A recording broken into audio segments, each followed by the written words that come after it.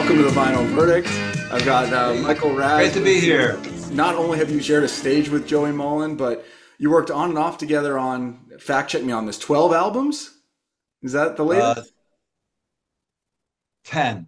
10. Okay. All right. I was overestimating a little bit. 10 albums for 40 years. Well, it could be 12 if we count the unreleased stuff. Okay. Let's count that then. Why not? You're All wearing right, so so it's 12. there we go. An even dozen. How'd you get the nickname Raz? Maybe let's start with that. Oh, okay. I was in seventh grade, and they brought in, there was a new community in our town, and they brought in kids from that community to our school. And there was this one kid, John Blair, who had trouble pronouncing my name. And then one day our teacher, Mr. Kurtz, really cool teacher, awesome guy, he looked at me, he said, "Hey, Mike, I hear they call you Raz." I go, "What?" He goes, "Yeah, I heard John calling you Raz." "Is that what they call you?" I go, "Okay." And it's been like that ever since. Even in my eighth grade yearbook, this guy right here, that's me in eighth grade, and it says, Michael Rescigno, RAZ Band, Intramurals. So I was in a band back then, even. All right. The story checks All out. right. And then that was in, so you grew up in New Jersey, right? East Coast? Yep, the great state of New Jersey. Nice. Madison Park, the best place someone could grow up. There's a reference there, some foreshadowing maybe to a future album title as well, right? Well, we released an album called Madison Park. We actually were able to, my parents had the brochures from the builders, so we're actually able to take those brochures and make them into an album cover and just insert our name of the band on it. Very cool. Yeah, and that album came out in 2015, which has got amazing reviews. And one magazine, Roadie Crew, editor Ayrton Dinas, great guy, huge Beatle and Badfinger fan. He picked our album as the album of the year. Wow. Yeah, it was really cool. That's pretty big. Yeah, Joey's on it, and Joe Vitale, the great Joe Vitale, and the killer Gary Duncan from Quicksilver Messenger Service. So let's kind of get into the origin story before that. You know, All right. What was your first kind of intro to music, and then maybe if you can segue that into how did you discover Badfinger? What made you a fan originally? What made me a fan of Badfinger? Coming home on a bus, and there was a song coming on the radio. It was "Come and Get It." Thought it was great. Bought the record, the 45. Still have it. I was a little guy. So you're an OG fan. That was like 1970 before, you know. Yeah. Oh. Yeah. Well, Yeah, I you were guess. ahead of the curve. A lot of people didn't get it until Straight Up. You know, that's when America feels like. Oh, I had already met the band a few times by then. Yeah. Anyway. And what was your music taste like at that time? Was it kind of, you know, obviously Beatle influenced and more in the rock world, or? At that point in my life, well, the Beatles were and are number one. John Lennon is my favorite guy, and John Lennon was Joey's favorite Beatle. So it was the Beatles and everything else, Yeah. you know. But I always loved the Stones. For me, it's not a Beatle versus Stones. It's like they're both freaking great. The Who, that's my favorite live band, by all means, The Who. I did see them with Keith Moon a few times, so I saw early Who. Yes, I'm older than your parents. Anyway, No pun intended. no pun intended. Creedence Clearwater Revival is my favorite American band. Yeah. I like to have a pretty wide variety of bands, actually. But that when I was that age, you know, that's what I was really into. Going from buying a 45 and hearing Badfinger to meeting them backstage, that must have been a surreal experience. How did you get to that point, and what do you remember each member of the band being like in person? Okay, great question. Well, it was for me. It was normal. You know, it was really normal. By that time, I had already met one. I won a free throw shooting contest, and I got to shoot against Walt Clyde Frazier of the New York Knicks, who was like a perennial all-star. He was in the original top 50 basketball players. He was voted one of the top 50. So I had already met him and shot hoops against him, and you know, we talked basketball plays and stuff like that. So, and my father was a big band singer, and you know, there was that. So to meet any band or any musical person, it was just normal. It just, you know, they're just people. Treat them like people. Make them feel, you know, make them laugh, whatever. Then one day, my cousin calls me up and he goes, "Hey, there's this new Beatles single." I go, "What? The Beatles broke up?" He goes, "No, I just heard it. It was on the radio. I swear. Turn on the radio. They're going to play it again." So I turned on WABC AM in New York City, which was the station. And a little while later on came No Matter What. And I called my cousin. I go, "No, that's Badfinger." He goes, "Oh, it sounds like the Beatles." I go, "Yeah, yeah. Pete sounds like McCartney. Okay, I get it." And so, yeah. So then I went and bought the No Dice album. And it's my favorite Badfinger album to this day. Is it? Interesting. Yeah, yeah, it is. I really love them all. There's always something about every single Badfinger album to love. Like even the brand new one, the remix of Head First. Fabulous job Bob Jackson did, right? Yeah. It's killer. So anyway, I bought the No Dice album and I love the album. But you know what song really kicked my butt was Love Me Do by Joey.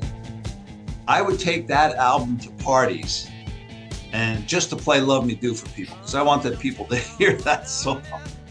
And because people play, "Hey, listen to this song rocks." And I go, "No, listen to this song rocks." It is raw. I mean, that's why I love playing that thing. There's nothing that captures like that raw Badfinger sound more than that song. And that's why they closed with it. I mean, people were on their feet at these shows from that. Yeah, they did it in a medley, yeah. Yeah, it's powerful. And, you covered it as well on that album. The RAZ Band covered it, and yeah, Joey plays on it. He plays guitar, and he plays does guitar solo. He sings some harmonies on it. Gary Duncan from Quicksilver Messenger Service does the guitar riffs, the little riffs. And it was funny when Duncan's in there doing them, Joey looks at me and goes, "Man, I was going to play that." I go, "Well, he's already playing it. Can't yank him out and tell him not to play it." Yeah, yeah, that's true. So that was a great fun session doing that song. Must have been cool to explore that with him too, because I don't think he played it much in his solo career, so it was really a throwback for him. Yeah, yeah. Anytime I opened for him, I'd ask him if he's going to be doing it, and he said no, and I said, "Good, because we're doing it." Because I've been playing it live since I was a kid. You know, in Argentina, they released "Love Me Do" as a single for Badfinger after No Matter What. Oh, nice. It was the next single, so that was, I did a review of that on the channel, which was pretty cool. I love Joey getting some credit for that song, at least in one market. Oh, that's sweet. Yeah, so anyway, so that's where the interest really took hold, huh? Was from No Dice. Right, yeah. And then, of course, then they played at Bangladesh, and don't get me started on that. It's a sore spot with me that they didn't get to do a song. And Tommy and Pete didn't sing the intro and It Don't Come Easy because they should have. They were better than the choir. Just my opinion. Other people have different opinions. Good point. If they were good enough for the record, why not? Hey, that was the perfect intro with Tommy and Pete. What magnificent. Anyway, so then out came, Day After Day and Straight Up. Those were amazing albums. Of course, I bought the singles. I bought the album.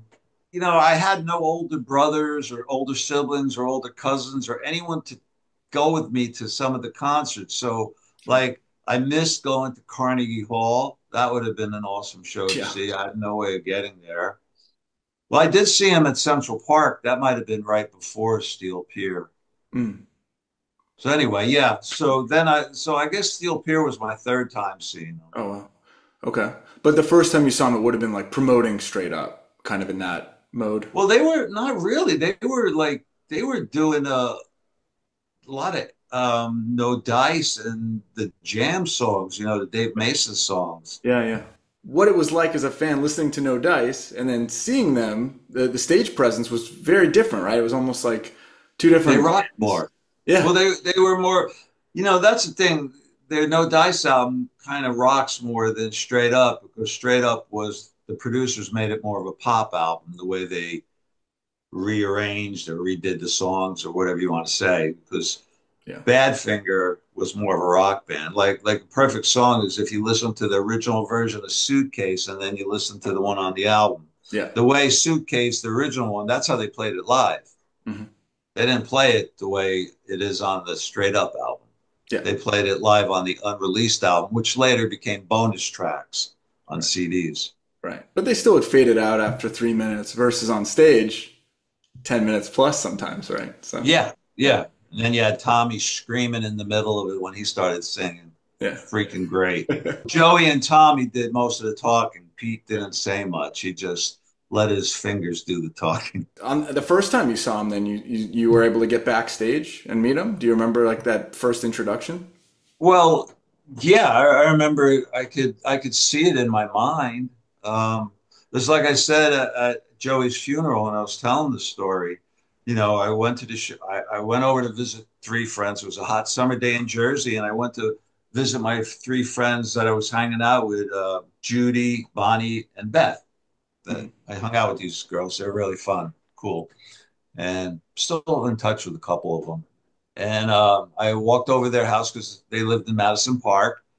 And I walked over and figured we'd hang out for the day. I said, "So what are you guys doing today?" And they said, "We're going to Atlantic City." And I go, and that was 90 miles south of us. So I said, "Well, what are you going to Atlantic City for?" And they said, "Well, we're going to see Badfinger." And I'm like, "And I'm coming." And so I drove down there with them, and they were on the Steel Pier. And the Steel Pier went a quarter mile out into the ocean. And it had all sorts of amusements on it, arcades. There was this diving bell. You could go in and go 40 feet down into the ocean. And then there was this clown that would sit on a horse and jump like 50 feet through the air into the ocean, but it was enclosed. So, they were able to get back out safely. Yeah. So they were in this ballroom, and I didn't wear my glasses because back then the only time I wore my glasses was in school. Even though I had John Lennon glasses, I I was gonna just say, well, that's very John Lennon of you not to wear them too. yeah, yeah, yeah. I didn't even think of that.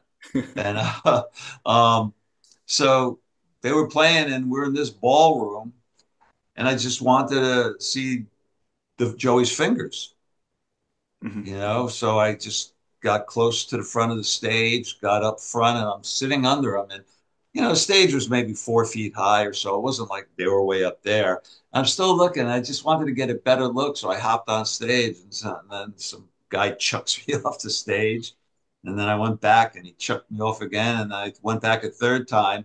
And when he went to chuck me off, Joey said to him, "Leave him alone. He's not bothering me." And I just sat there at his feet, just looking at his fingers because I'm sitting there going, because I was playing guitar and I was like, well, what can I do that he's doing?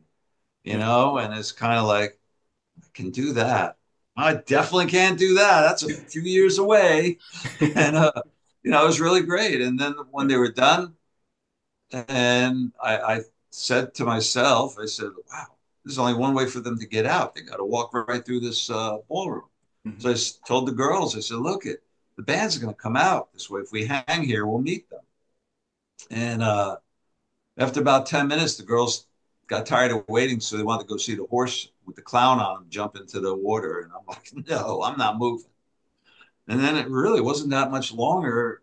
I don't know, it could have been 5 minutes, maybe 10 minutes. And the band came out Yeah. and they had to walk straight through the ballroom. So it's like, Joey, how you doing? Tommy, how you doing? Pete, how you doing? I didn't care about the drummer because it wasn't Mike Gibbons. Oh, He right. he It was quit. That's at Stilinski. the period he Yeah. quit right there. Yeah. I started talking to the guys. They were waiting for their ride, and it was a long time I was talking to them. Could have been an hour for all I know. No. But we talked about everything and anything. I told them they were great, and they were like, "What? You think we're great?" Well, yeah, you're great because they were pretty young. 24 years old or so. I mean, Mhm. they were pretty young guys. And you think about it, by that point they'd played with a couple Beatles, been produced by a couple Beatles. I mean, that's pretty freaking great. Yeah. Not many people can say that. And some of the things we talked about. One thing I said to them, I said, "Well, why didn't you guys play one of your songs at Bangladesh?" And Joey's like, "Oh, we're just so amazed to be on stage with George and Ringo and Eric and Leon." And Tommy's like, "Oh, I was just having a great time." And Pete's like, "Oh, it was just an amazing experience." I go, "Man, if that was me, I would have made sure to play my song." And they're all like, "You're crazy." I'm going, "No, man, I'm on the Beatles record label. George is producing me. I mean, it's George's concert. I got to be playing my song." And they're like, "Oh, yeah." They still thought I was crazy. But Yeah, I, fair. And crazy that contemporary. I mean, you're asking them that less than a year after they played there, probably. yeah, it was. It was a year after. So it was very fresh in everyone's mind. So for all they Uh, knew, they were going to do another performance like that with him for another charity thing. I mean, it's like the momentum was so crazy at that time. yeah. Yeah, they could have. And it's, and you think about poor Pete, man. He's up there playing Here Comes the Sun with George, and George doesn't even introduce him. And then George gets pissed off because Pete didn't sing. The mics were set up for Pete to sing, and George gets pissed off that Pete didn't sing, but George never told Pete to sing. Is that true? I've never heard that anywhere. That's fascinating. That's what Yeah, I heard. I always wondered that because yeah, there's no harmony on the track. I mean, that's a hard harmony to recreate live in that setting. But yeah, maybe you're right. I mean, there was a mic right there. I don't Huh. know. Yeah, That's what Tommy told me. that's Who knows? then that's worth something. So then maybe like moving forward a little bit, the momentum shifting for them, 72, the delay for the next album, 73, 74. I know you saw Natural Gas. I think you mentioned Well, it. I saw Badfinger in '74 also. Yeah, so what was that like? Like, did they seem like there was a difference in their stage act and the personalities and everything?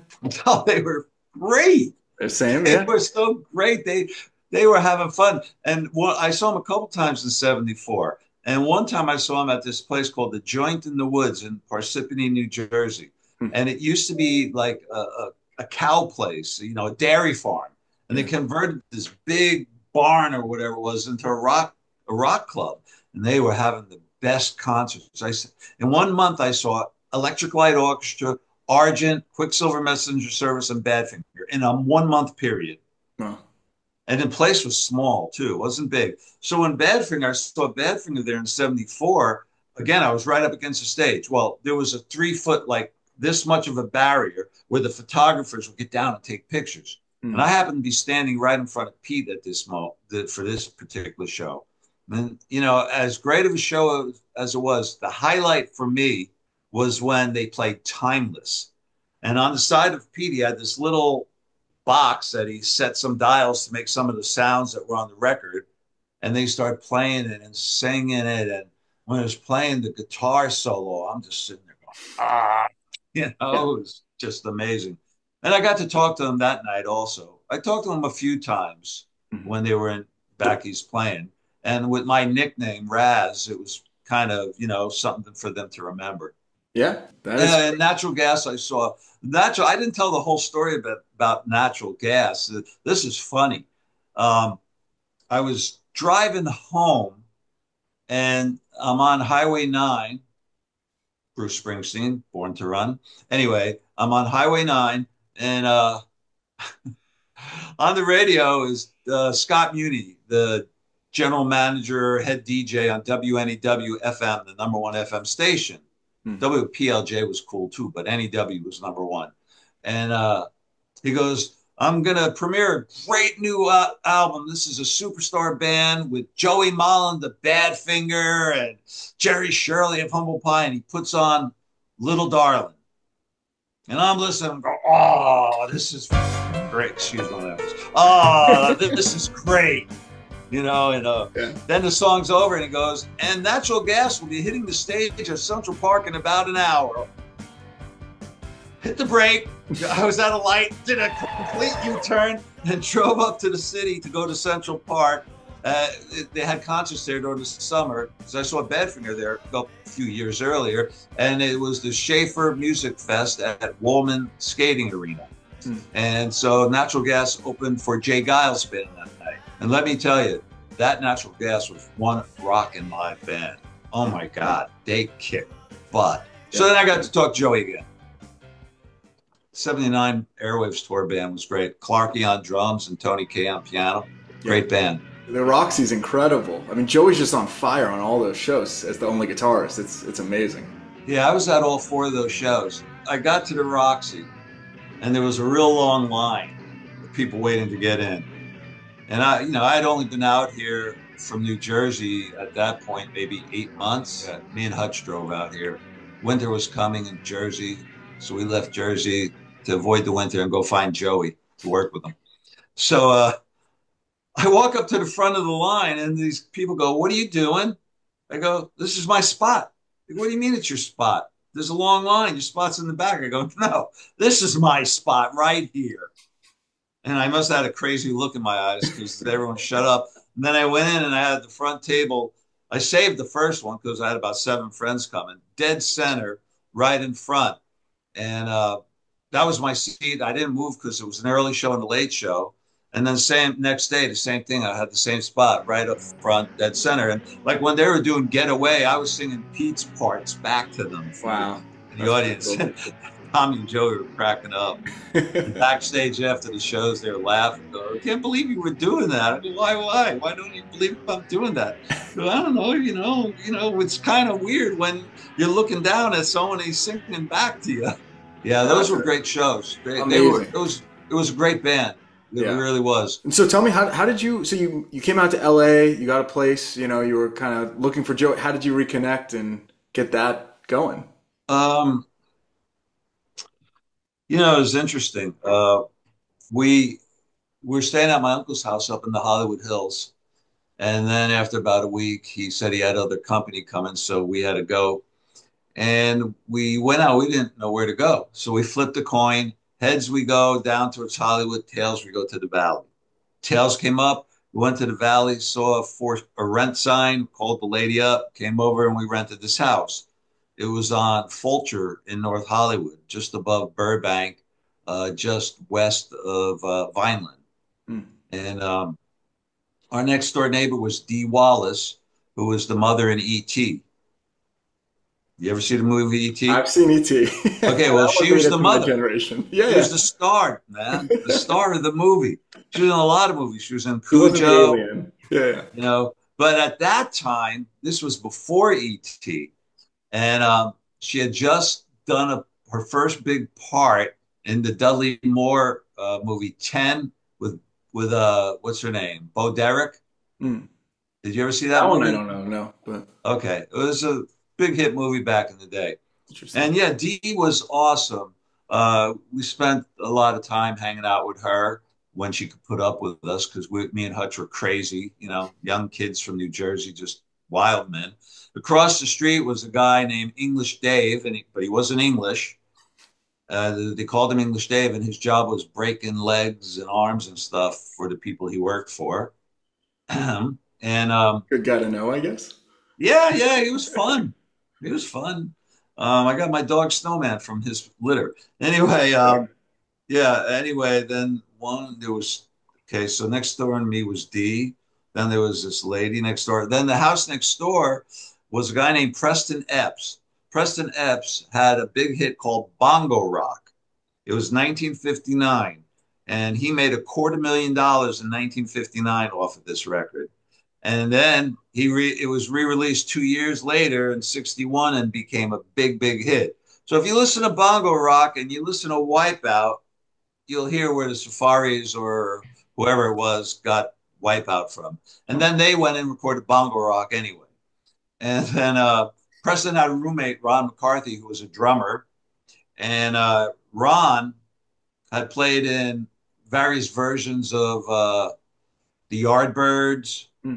and Silence is Golden, Here Comes My Baby, the Tremolos, the Hmm. band that Decca signed instead of signing the Beatles. Yeah, awkward. Whoops. Wow.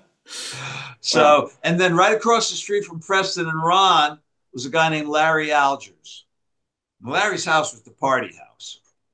And then one night we're hanging at Larry's house. He was having a party. And we're talking with Larry and going, because so what's the story? Why'd you guys come out here to escape the winter? I go, well, yeah, that. And I wanted to find Joey Molland. He goes, Joey worked for me. Larry owned a carpet company. Joey worked for him. They recorded the demos for Airwaves in Larry's warehouse. Small Think world. about that. Yeah. Yeah, it's a total small world. And so Larry put in the introduction. Wow. And then Joey remembered me because, here's Raz from New Jersey, and Joey remembered meeting me at all the shows. Wow. And so he warmly welcomed me into his house and me and Hutch.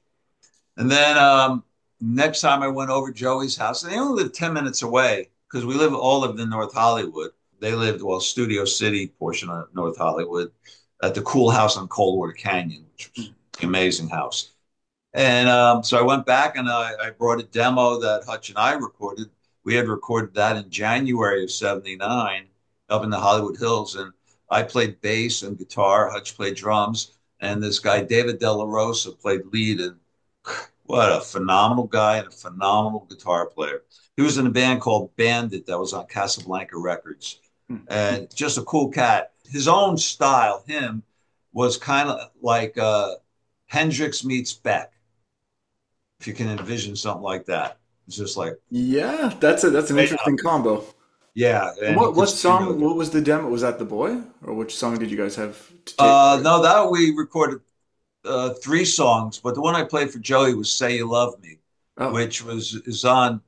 I think this. Let's see, we recorded "Say You Love Me" on my very first RAZ Band record back in 1984. There's a version of "Say You Love Me" on that, which was picked as the pick of the week by the College Music Journal, and then it was being played all over the country on college radio, which was cool. Thank you, CMJ. yeah. And then we re-recorded it for our "It's All About Me" album, except it was a different version because the one in '84 was kind of a new wave type of version. Gotta do it. Yeah. And then when we recorded for "It's All About Me," recorded around 2000. It came out in 2003, the album. And Gary Duncan played the solo. Gary's from Quicksilver Messenger Service. So that was version say number two, "Say You Love Me," which is the longest version. And so then I went up to the Bay Area, and then Gary played the lead, the lead guitar. I do some lead guitar too. We do some jamming, but he does the main solo. Hmm. And we also had a Preston Epps on bongos. And he was playing, me and Hutch were watching him in the studio. He's playing so fast. And we're going, oh, man, I hope he doesn't have a heart attack. Because he was in his 60s by then. Wow. And fabulous. And then we re-recorded it again for the Madison Park album. Except this time we did a slow industrial version. And Joey played this really cool rhythm guitar. Joe Vitale played this cool keyboards, kind of like Zeppelin style. And then Joe Vitale Jr. played the guitar solo. And then the fourth version of "Say You Love Me" is on our live album because we did a live album to go as a bonus with the number nine Yeah. album. Yeah. Yeah. And that version is the way we played it that night was the way I wrote it way back in 1976 when I originally wrote it. Wow. Yeah, I was still like a teenager when I wrote it, and Full circle. yeah, That's pretty yeah, cool. yeah. Very So nice. there's that history of that. So Yeah. anyway, fire away. You got to have some other No, questions. yeah, I got tons I of know I'm questions. going off on all these tangents, which I do. That's what I'm here for. So you have the Les Paul that Joey record Airwaves on? How did you? Yeah, so that was probably the first thing you ever saw him play in. Well, at least when you were in LA. Was that his Yeah, primary in '72 he was playing the Gibson Firebird? Firebird. Yeah, that's a cool guitar though. I love the way that thing looks. Yeah, they still have it. It's refinished, and he had it fixed because he smashed it and broke the neck. But it's fixed and refinished. It's beautiful. This guitar, well, on the '79 tour, he played this and like an early '60s, maybe '61 Fender Strat. He was playing both. So I'm at his house, and I would just go to his house and I'd pick it up and, oh yeah, oh no, I think it's It's time great. to go. What's the But story of how did he give it to you, or how did you end up with it? um, in 1981, uh, every time, well, for 2 years now, was it 81? Had to be 81. For 2 years, I just kept telling him, I want this guitar. I want this guitar. I want this guitar. Joey, I want this guitar. Give me it. It's mine. You've got a way of manifesting things. That's a theme I'm sensing. So he goes, okay, what do you got to trade? I go, well, I got my '65 Stratocaster. It's not, I got a Strat. Okay, I got a really good old Telecaster. He goes, let's do it. So I traded him Telecaster, and he used the Telecaster on Say No More. Matter of fact, those Merv Griffin shows, you could see him playing the Telecaster. I don't know. I was at the Merv Griffin show though. Were you? Oh, Yeah, so yeah, right up front. what was the other song they were gonna play? You can reveal it. It, what at Merv Griffin? I They always did heard it. that if he fell off the stage and everything, otherwise they were planning to do a second song or They something. did two songs. They're on. You can see them on YouTube. They did "I Got You" and "Hold On." No, the Hold On I think is from Solid Gold. That's on there. Okay, well they did "Hold On" They on performed it Merv. more. Oh, interesting. Yeah. So when Yeah, he they, shaved down the neck a little and did some rewiring to it. yeah, Yeah, yeah, he used to get into the guitars, digging them, I would have picking picked the them Les up. Paul too, though. So I think you got good taste. Yeah, yeah, yeah. And he told me I was never allowed to sell it, as if I would. Yeah. Yeah. So when was what was the first song you worked on with Joey or that he produced? When was that around the same time? Well, I was always going over his house. I'd write songs and go over his house. And then one night I wrote this song called The Boy. And I called him up. I said, "Hey, Joey, I just wrote this song. I think it's really good. You got to hear it." He goes, "Come on over." So I went over. I played it for him. He set up the Revox to record, and we started recording it.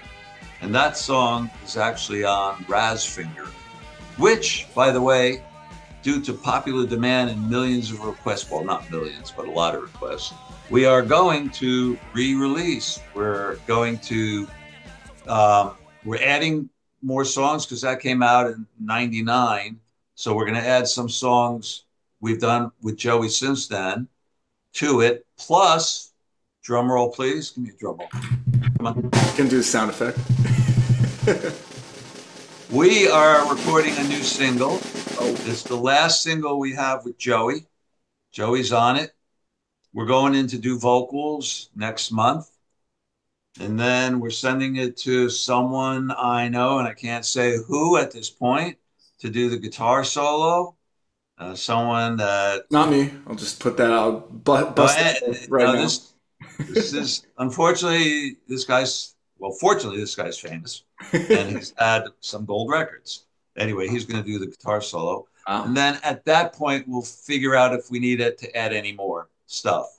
Because originally I was thinking of having Joe Vitale play some Nicky Hopkins type of piano on it, Mm, but very cool. just depends on what happens with the guitar, how much gets filled up if there's room.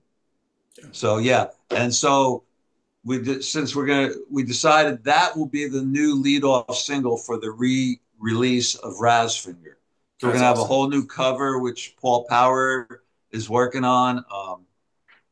Let me see. I think I could show you a work in process. This is going to be the new cover, Oh, I love that. Very good. I like the and that's cartoon. me and Hutch and Joey Joey's in the and back there. this guy. A little hard to see. Yeah, yeah. I can see the resemblance. Oh, that doesn't look like me. That looks like Howard Stern. Anyway, That's yeah, Paul's going to add in some other people, just not big bodies like that, just some yeah. faces and stuff of the other players that are on Mount the album. Rushmore of RAZ Band in the back. Yeah, I yeah. like it. So that's the new cover of Raz Finger. That's great. Yeah, I was gonna say. I mean, I know on Spotify, I think it's only the most recent couple albums, so it'd be great to get distribution of those other ones. Spotify's got like five. Yeah, Prior to this, we were going to release our Copy This album, which is 13 cover songs of songs that we play our high school reunions, and we had fun with it. So over the years, we would record songs that we play at our reunion, and so we ended up with a whole album full, and we were going to release it. And then I mean, it's all set, it's mastered, it's sequenced, the cover, the booklet, everything's done. I was talking to Gonzo about that, um, and then everything happened with Joey, and we decided since we're going to record the single, I might as well do the Raz Finger thing first. yeah, that makes sense. When was the session for that song? Out of curiosity, is that from number nine, or was it done more recently? No, it was more recent. Okay. Oh wow, so you guys were still collaborating on another album. Oh yeah, we were going to record a whole album this year. We had uh, Joey was setting aside time to do an album and a bunch of shows. Yeah. We were going to do shows out here. We were going to do shows in Jersey, New York area. If I saw, I know you were saying that the band was doing like a lot of Joey cover songs and everything. Any chance you'd ever put those out as like a tribute, of his work? Nah, Okay. All right. nah. I'll take it. Um, what we are doing though, we are playing Joe Fest in July in Minnesota. It's a celebration of Joey Molland, Oh, kind of like this. Not, it's a memorial, but it's a celebration. So RAZ Band is playing that, and we're going to do a bunch of Joey songs there, though. okay. That's the And right venue for it. I didn't yeah, I didn't hear anything about that. That's great. I'm glad Yeah, you're putting that it's together not next really year. publicized. But yeah, and Randy Anderson, who played in various versions of Badfinger with Joey through the 80s into the 90s, is going to step in and play all the Joey parts for us. Very cool. So we'll do a bunch of RAZ Band songs and a bunch of Joey songs. It'll be a lot of fun. Nice. Yeah, that'll be great. Tell me a little bit. I'm trying to follow the discography of Raz Band. So it was the content, Nasty Raz Band, Older Than Your Parents. When did some of Well, those well, naming changes happen? well, okay. I kept changing the name. Just to Okay. confuse people 40 years later. No, no, no. My friend Pete Romeo, who we call Max, because he's the Max, um, great guitar player, left-handed. Anyway, you ever listen to the Ruddles? Yeah, of course. There's a guy named Ron Nasty. Yep. Pete started calling me Raz Nasty because we started doing some Ruddles songs. So that's where that came from. Got it. Okay. But, Raz, it was Raz Band, Raz Nasty, all any and all. But the older than your parents came, what about 2007, 2006 or so? I have a friend who's an executive at a record company. I was playing him a bunch of songs. He goes, "Man, these are great." I go, "Well, put them out." He goes, "I can't. You're too old." And that's when I came up with the older than your parents. I said, "Oh, okay." When I talked to Joey and Vitale and Hutch and Jim, I said, "Hey, I think this is pretty funny. Why don't we just call ourselves older than your parents as a joke?" And that's what we did. Yeah. It was You gotta just a embrace joke. it. Yeah, yeah. It just kind of was the Raz Band undercover. And when was the first time then that you do you remember like sharing a stage with Joey? Was it in the 80s? 1981, Okay. What was that like? February. Wow. Matter of fact, I found I was going through some stuff last night. I was pulling out boxes. So I was looking for some. I have some sheet music from No More. I have no idea how I got it, but I was say No More, and thought I had No More, but I didn't. I have Because I Love You and Passing Time, Wow. and when I was looking through all this stuff, I had no idea. I found like sheets of songs I was writing when I was 17 and stuff. It was blowing my mind. I had no idea I had this. And then I found the guest list for this show the Contents did in February 1981. And first one names on the guest list was Joey and Kathy. That was the first time Joey came up on stage with us and probably played a half hour or so. We did, we did Midnight Sun, um, No Matter What, Love Me Do. Uh, then Joey started going off into some jam, and we were just trying to keep up with him. That's Yeah, awesome. he kept switching what he was doing every 30 seconds. 1 second he's playing, Hendrix. The next thing you know, he's playing something else. And okay, just keep your eyes on his fingers. Back to the Stay fingers. in the key. Stay in the key. So Yeah. that's only a month after Say No More was it released, right? But was it already kind of clear he wouldn't be touring that in the same way they did with Airwaves? Not yet. That hadn't happened yet. Okay. But I remember when they were getting ready to go to Florida for to record because Tommy came in. Tommy was staying at his house, and we're hanging out a lot. Tommy was a lot of fun. What a cracker, man! He was a pistol. Yeah, matter of fact, we played. I was with Joey when he was writing "Passing Time," and he was still on Coldwater Canyon. And our band, we had another band called Rotor. Joey gave us the name Rotor, and spelled backwards, it's still Rotor. He thought it was cool. So we said, okay, we'll be Rotor. And we were playing Passing Time long before he recorded it. Oh wow. And Pete Wiggins sang it. That's a great song. That's one of my favorites from that album too. Well, did you Yeah, ever play with Tommy or jam with him while he was in yeah, I LA? jammed with Tommy a bunch of times. Yeah. I Yeah. played guitar with him. He seems great too. Like you were saying, the improv and everything for the rock and roll song. I mean, he definitely had a feel for how to scream those songs or just like inject that energy into Yeah. the jams. Yeah, Tommy came to see us play. And he was supposed to jam, but he drank a little too much that night and decided he shouldn't come on stage. Yeah. Maybe for the best. Yeah. Um, It's okay. He was there. We had fun. I yeah. played guitar with him a bunch, hung out with him a bunch. Super guy. Love him. What was I'm curious because Joey produced a couple acts over time, but not he wasn't like a big producer constantly doing that. It seemed like it was more passion projects that he worked on. Do you remember him producing other acts like 80s, 90s or? Not really. I mean, I know, he did some stuff. I think it was this century with Tim Schools in Minnesota, some cool stuff that Tim had. Yeah, He's a really good artist. And there's some other local stuff in Minnesota. yeah, And then he did something with was it the girls from 10,000 Maniacs? yeah, yeah, exactly. I remember that. Yeah, Yeah. it's interesting. Well, he definitely took a liking to producing a lot of your music. So maybe what was it like when he was in like the control booth or as a producer? Were Joey's suggestions always a certain way, or did he have certain tensions with you on the? There was never any tensions. The Okay. rule with working with Joey and also Joe Vitale is these guys are geniuses. These guys are brilliant. If they make a suggestion, it's probably the best suggestion. So they had free access. Whatever they wanted is what it is. Like on the Madison Park album, there's a song called Searching Forever.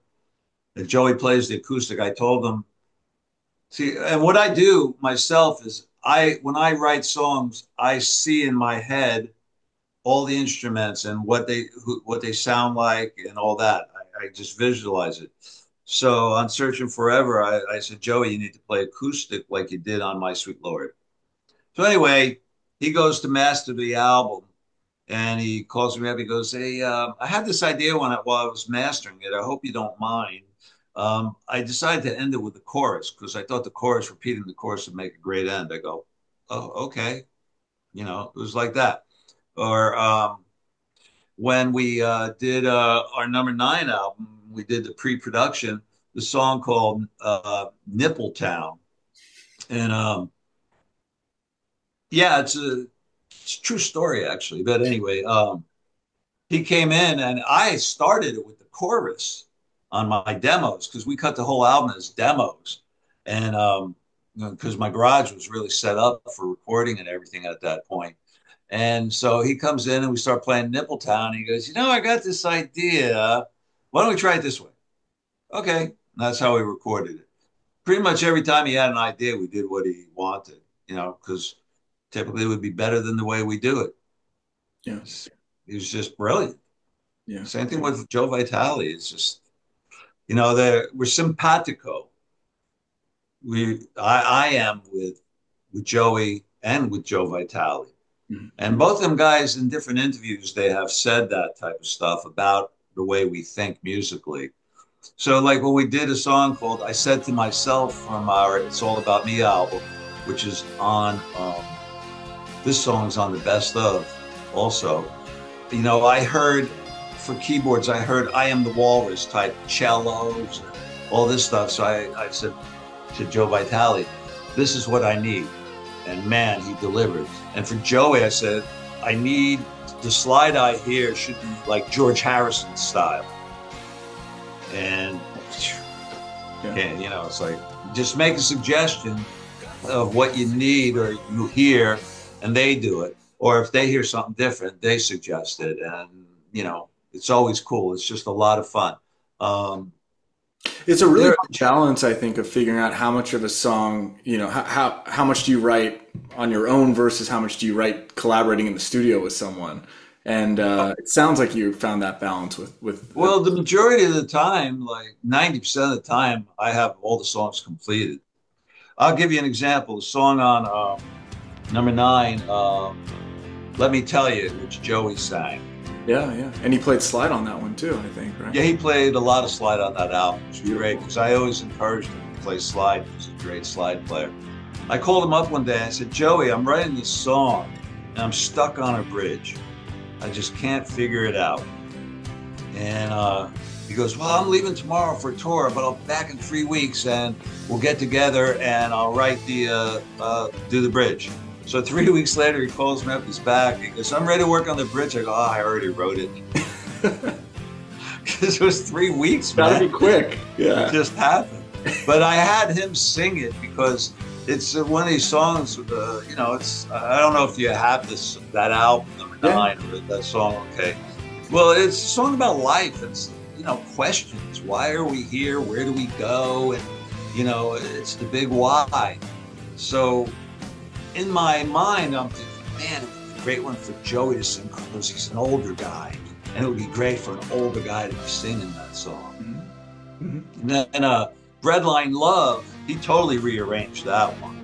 And he's going, this is my wheelhouse, man. Trust me, this is my wheelhouse. Go for it. So he rearranged it. I said, since you rearranged it, why don't you just sing it?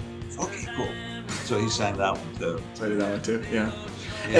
Anything you remember about like his style to tracking vocals? Did he double track them? Did he like isolate, his voice or have the mix in a certain way?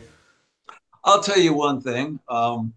When he was recording Be True to Yourself album, and we were in the studio, because I went to some of those sessions, the way Mark Hudson did it, the vocals, Joey was going, yeah, that's the way I should have been doing the vocals. So, we would go in and we would track, and you try to get as much of a vocal as you can, and then you go back and fix what you're going to fix, right? But Mark Hudson's different. He only wants you to sing a few lines first, get those lines right, then go to the next set of lines and get those right, and then sing it 3 more times, 4 times for the vocal tracks. It's like a boot camp, yeah, just to get the perfect take overall, yeah. Well, Mark Hudson, he's freaking brilliant. Look at those albums he did with Ringo. The Yeah, best Ringo albums except for the Ringo album. yeah, That's the best. probably. Sounds Yeah. great on those, yeah. Well, Ringo's the only person that the older he gets, his vocals get better and better somehow. People like the internet is mystified by it. But helps to sing in a lower key too, probably. Yeah, he does sing in a lower key. Yeah. But tell me, like, so what's your approach to writing in general? Obviously, like you have, a variety of different songs and stuff, but does it start with like a certain idea, or do you usually start with the concept, the melody? Everything's different. A lot of times while the three-man RAZ band is practicing a song, something like the $1.50 for Your Love, we were practicing, and we were going to take a break and walk down to the liquor store to get some water, some pretzels or chips and candy. That's what we did at rehearsals. We didn't do anything else but drink water or maybe some tea, eat pretzels and chips and some Snickers or Milky Ways. So anyway, we're about to take a break, and I was going to walk down. I said to Jim, you want anything? He goes, I got $1.50 for you. I said, picked up my guitar and I said, oh, I got $1.50 for Your Love. And we just wrote the song then and there. I mean, I wrote the music in 5-10 minutes for that. And then we wrote the words. Yeah. And it seems like a lot of the songs too, you grab the hook, like you have a hook, and sometimes it's like that where there's something genuine about it, but it's also, there's a lot of humor in those lyrics, right? Yeah, some of them have lyrics, humorous lyrics. And sometimes, if I'm reading something, I'll get an inspiration. Yeah. I get inspired. It just happens. I don't sit down to consciously write a song because they're never my best songs. Yeah. They never are. I don't know. It must be a couple hundred songs I found that I've written that I never did anything with because they were songs where I tried to write a song. It's like I got this one song that we were going to do for the new album. It's music from a song I wrote a long time ago, but the lyrics just aren't for now.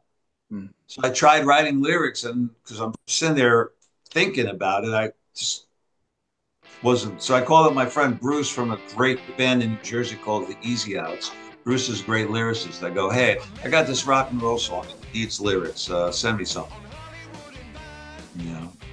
You wait 3 weeks this time? Did you wait 3? You waited 3 weeks this time for his response? Hopefully. It didn't happen. But no, Bruce co-wrote Nippletown, the lyrics to Nippletown with me. Because I was in New York City and I've seen all these nipples all over. And, well, it was summertime and girls were either braless or they were wearing these push-up bras that the nipples were sticking out. I'm going, Sure. man, I'm in nipple city here. This is Yeah. great. You're not the first person to be inspired by that, probably. Well, I know, like Joe Walsh, Yeah, yeah, exactly. yeah, Eggs Benedict too. But so I called up Bruce and I told him, and I was going to New Jersey in a couple of days, so I connected with Bruce and we wrote all the lyrics back and forth. We were each coming up. I'd say something, and it would inspire him to say something. And it was back and forth, Yeah. and then I came back to LA and I wrote the music. And how Yeah. about like the difference between the songs that like that, like they're fun to write sometimes and get them down, but maybe they don't translate as well to like the stage. Do you have a favorite song to perform versus one that you recorded? Wow. It's really interesting because I like to rock. So the ones that really rock, I tend to like to perform more. One song that goes over really great live that you I would never expect it is a song called Merlin. It's on the Best of Raz. And actually, Randy Anderson played the slide guitar part on that. That was like 1987.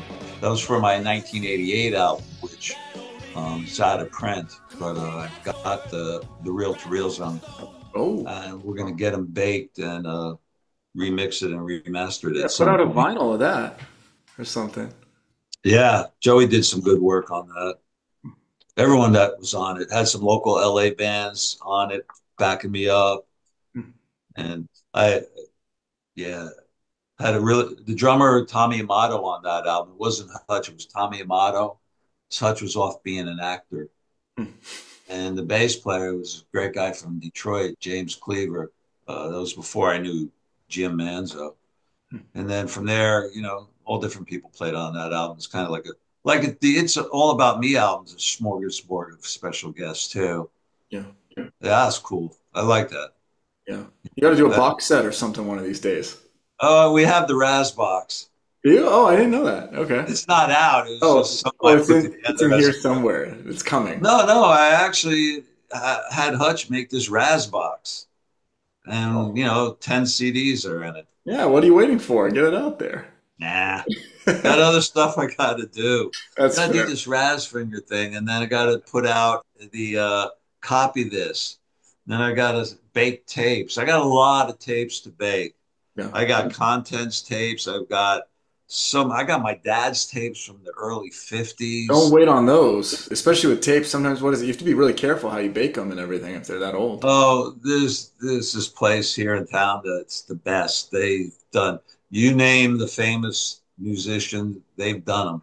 Nice. They're the Okay. best. Fair. So I'll go to them. And so then I was going to ask you just kind of, I mean, playing the single shows versus touring and how maybe that's a little bit different, right? How much did you change up the set list or how did you kind of vary your performances along a tour compared to like a single set? Well, we really haven't done tours in a long, long time. You did a big one for number nine, right? Was that the last one?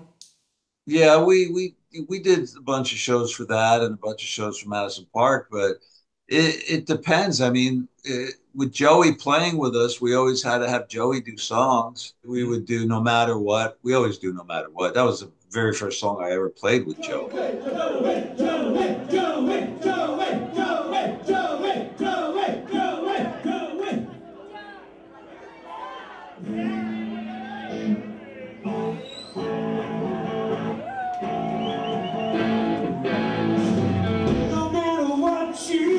No matter what we did, Baby Blue. Joey would sing "Love Me Do." Joey would sing "A Way to Be" from his "This Way Up" album. Yeah. We're the only ones he ever played that live with. "A Way to That's Be." that's a stunning song. Yeah. Yeah, yeah, we'll Very be John playing Lennon that at. too. The whole feel of that. Yeah.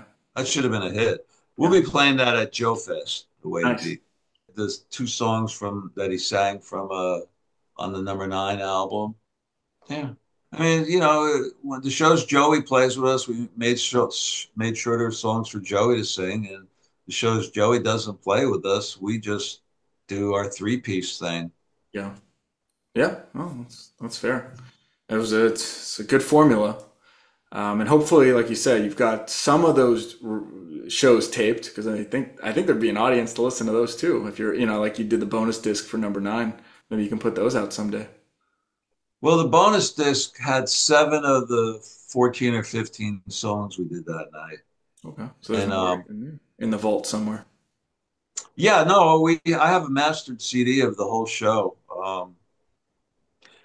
But we also used to I had the whole show on video. There's some video of it on YouTube, but we had the whole show videoed, and unfortunately, the guy who videoed it passed away, and all his accounts were closed, so I couldn't access it. I went to access it recently to get it because I wanted to do something with the whole show, but the videos are no longer available. So the 4 or 5 songs that are online, that's it. That sucks. That's the whole irony of this technology stuff because like these reel to reels somehow, even as fragile as they are, like those still last, and the digital stuff Yeah. corrupts or you lose the password. It's actually not as durable as we think.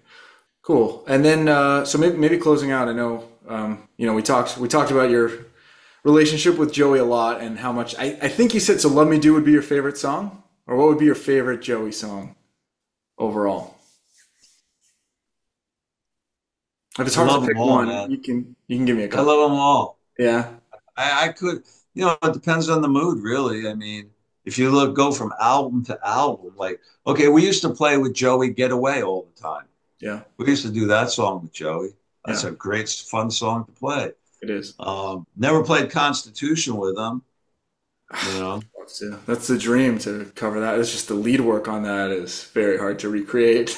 Yeah, yeah. We played Andy Norris with Joey, That's which is written about a guy named Andy Morris, mhm. who was a tape engineer, and he's right here in Southern California. Really great guy. Oh, He's that's in the industry. And what other songs? I Die, Babe. yeah. George liked that one. It's got to be good if George likes it. Yeah, Sweet Tuesday Morning. I played with Joey. Meanwhile, back at the ranch, Should I Smoke? Yeah. Bel Was it Believe Me? No, not Believe It's a Me. great Tom song. Yeah, yeah. Well, Tommy wrote some amazing songs. Yeah. And some of the He best was, parts of his songs are Joey and Pete doing the double guitar solos on almost every Tom song. yeah, yeah. And Tommy was really peaking. when when they did Airwaves and then Say No More, Tommy was peaking, man. He was at a point where he was writing just amazing songs. Yeah. Um, yeah, there was a whole bunch of songs we jam on. But so many times Joey would just say, I don't want to play the Badfinger songs. I'm here to play the Raz songs. I'm not Yeah. here to play me songs. I'm here to play the Raz songs. What were his like go-to 50s, 60s songs if he was just jamming? Because I heard about that Chuck Berry cover out. I'm so excited to hear Joey playing those songs because you could just always tell he was in his element. He'd get a guitar, he'd start playing "I Feel Fine" or some Chuck Berry song, and it was just it would his eyes would light up in a way that sometimes they didn't with the same old Badfinger song. But in your Yeah. experience, was there like a go-to song he would pick up on and start jamming? Anything Chuck Berry. Yeah, Blues, a lot of blues he'd like playing too. yeah, Yeah, we jam on the blues. Played, I can't even tell you how many Chuck Berry songs we played. Um, Larry Williams, Dizzy Miss Lizzie, Bad Boy, we play all those. yeah. Yeah, a lot of those from the 50s. The Everly Brothers, you like the Everly Brothers.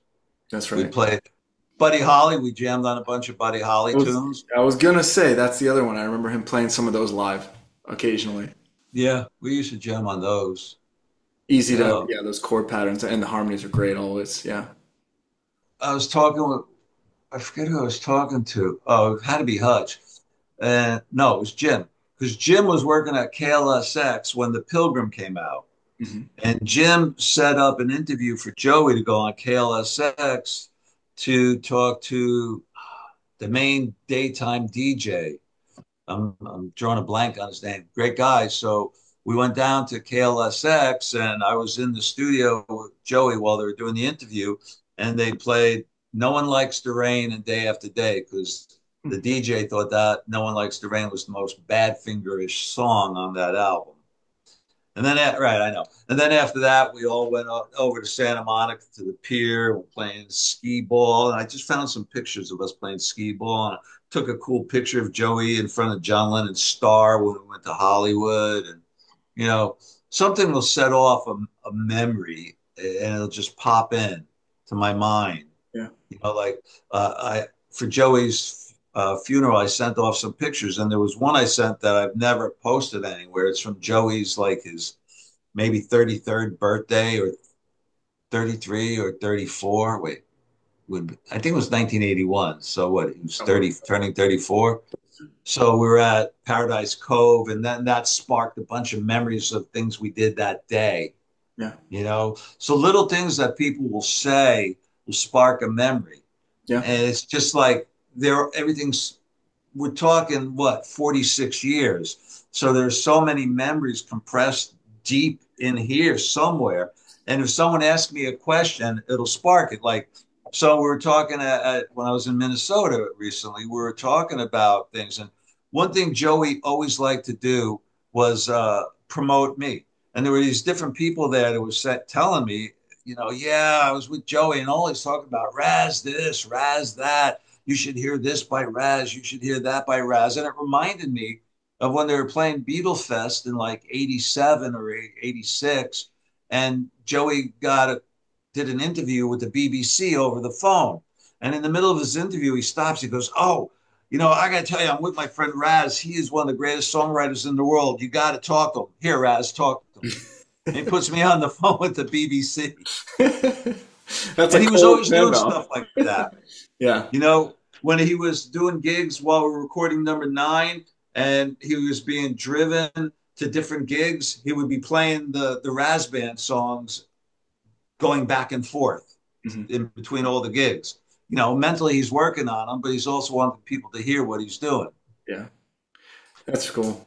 I think it worked both ways. I mean, from what I'm hearing, I think you encouraged him a lot and obviously promoted his music. And I mean, it came to me as you were talking about Pilgrim and After the Pearl. Like, I always couldn't believe that, you know, he got other people to play the slide guitar parts on some of those songs. And then I'm just contrasting that with how you got him to kind of, you know, embrace and play slide on the song of the RAZ Band. I always asked him to play slide right from the very beginning. I think it worked both ways, that, you know, you kind of pushed each other to, you know, like step up to the plate, so to speak. Well, he was the yin to my yang or whatever, you know. We really fit well together guitar playing wise. I love playing with him, and he always expressed how much he loved playing with me because it was so different from what he grew up playing and what he played with Badfinger that it was really so much fun for him.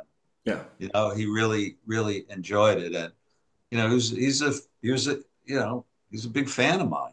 Yeah. As much as I'm a fan of Joey's, Joey was a fan of me. That's a cool thing to be able to say. And I say it very humbly, you know, because to have a guy that was one of your childhood heroes, to become not only friends with him, but family, you know, he's my big brother. My kids call him uncle. To have that turn into that type of situation, and then he becomes a fan, and the stuff he would constantly be saying about me. He did a Goldmine interview when I think it was for Be True to Yourself, and he's talking about in the middle of it he jumps off into the RAZ Band. You know, he was always doing that, and it just was so touching. You know, it really is. Absolutely. Yeah. I mean, not many people can say that. And I think, you know, that you always have that music, and that is like a really special bond to have with someone. I know. I'm just, you know, still sad. Yeah. Oh, and getting back to the Steel Pier, you know, when I told Joey that I was with these girls, but they got tired of waiting and they went to see the horse jump off the pier. He goes, oh man, I looked out my dressing room window and I saw a horse come flying by. Because they didn't know if I was hallucinating or not. That tells you something. Well, again, pleasure to talk to you, Raz. Love this. And thanks again for making the time. Right on. Thanks again for the honor of having you on Vinylberg. Looking forward to the Razfinger album. Let me know the date so I can start counting down the days. It'll be a while. It'll be a while. And, But well, thanks for reaching out. I appreciate it. And it's nice meeting you face to face over the airwaves here. yes, And, we'll stay in touch. for sure. Yeah, looking forward to it. All right, well, have a good rest of your weekend, Raz. All right. Take care.